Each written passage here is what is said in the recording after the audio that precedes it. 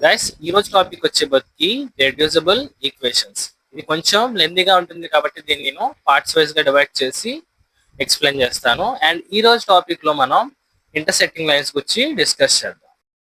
Initial గా dy/dx ని మనం f(x, y) అని రాసుకుంటాం గైస్. ఇక్కడ మనం ఈ ఈక్వేషన్ ని మనం టూ స్ట్రైట్ లైన్స్ ఒక రేషియో కింద రాసుకున్నట్టయితే మనం ఈ రెడ్యూసిబుల్ మెథడ్ అనేది యూజ్ చేయగలం. అండ్ ఇక్కడ మనం ఈ టూ స్ట్రైట్ లైన్స్ ని మనం గమనించినట్టయితే మనకి 3 కండిషన్స్ ఉంటాయి. ఇవే ఇంటర్సెక్టింగ్ లైన్స్ అవ్వచ్చు, ప్యారలల్ లైన్స్ అవ్వచ్చు, మనకి కోఇన్సిడెన్స్ లైన్స్ అవ్వచ్చు, డిపెండింగ్ అపాన్ రేషియోస్ యొక్క వాల్యూస్ వల్ల. మనకి ఇక్కడ ఒకవేళ 3 రేషియోస్ అనేవి ఈక్వల్ కాలేదు అనుకోండి, అప్పుడు అది ఇంటర్సెక్టింగ్ లైన్స్. అవే ప్యారలల్ లైన్స్కి వచ్చే బతికి మనకి ఫస్ట్ అండ్ సెకండ్ రేషియోస్ ఈక్వల్గా ఉంటాయి అండ్ థర్డ్ దానికి ఈక్వల్ ఉండవు. కోఇన్సిడెన్స్కి వచ్చే బతికి మనకి అన్ని 3 ఈక్వల్గా ఉంటాయి రేషియోస్. ఇప్పుడు మనం కోఫిషియన్స్ చూసుకున్నట్టయితే a2/a1 = b2/b1 = t అని ఉంటుంది గైస్. మనం దీని ప్రకారం ఏం చేయొచ్చు, a2ని in terms of a1 and tలో రాయగలం. సిమిలర్గా b2ని కూడా అలా చేయగలం. బట్ మనకి c2 అనేది ఇక్కడ నాట్ ఈక్వల్స్ టు tc1, ఎందుకంటే ప్యారలల్లో అవ్వదు పాసిబుల్.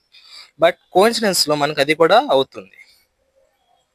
ఇప్పుడు మనం ఫస్ట్ ఇంటర్సెక్టింగ్ లైన్స్కి వచ్చే బతికి ఏం చేస్తామంటే స్మాల్ ఎక్స్ని ట్రాన్స్ఫార్మ్ చేస్తాం.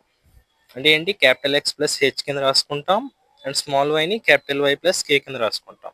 ఇది మనం ఇందులో సబ్స్టిట్యూట్ చేసినట్టు ఇది ఈక్వేషన్లో మనకి ఈ విధంగా వస్తుంది గైస్. ఇప్పుడు దీన్ని నేను ఎక్స్పాండ్ చేస్తాను. ఎక్స్పాండ్ చేశాక మనకు ఒక ఈక్వేషన్ వస్తుంది అండ్ ఆ ఈక్వేషన్ పార్ట్లో నేను ఈ 2 పార్ట్స్ని =0 చేసుకొని h,k వాల్యూని కడతాను.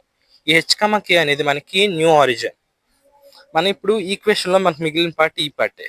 దీన్ని ఏం చేస్తామంటే మనం సింపుల్గా ఎక్స్ కామన్ తీసి రాసినప్పుడు మనకు వచ్చిన వాల్యూ ఎలాగుంటుంది గైస్, ఎక్స్ బయట ఉంటుంది అండ్ మనకి ఈక్వేషన్లో a1 + b1 × y/x అండ్ ఇక్కడ కూడా కిందన ఎక్స్ కామన్ తీస్తే a2 + b2 y/x which is equals to a1 + b1v / a2 + b2v.